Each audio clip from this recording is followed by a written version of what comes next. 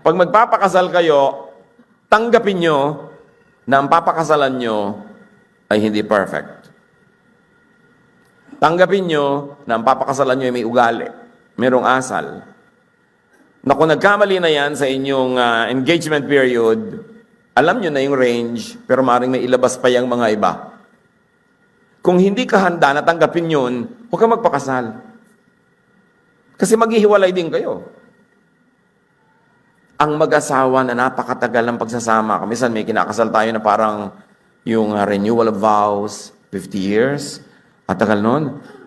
Akala nyo, siguro ang bait-bait po ni Lolo, no? Kaya kayo nagtagal. Anak, ako ang mabait.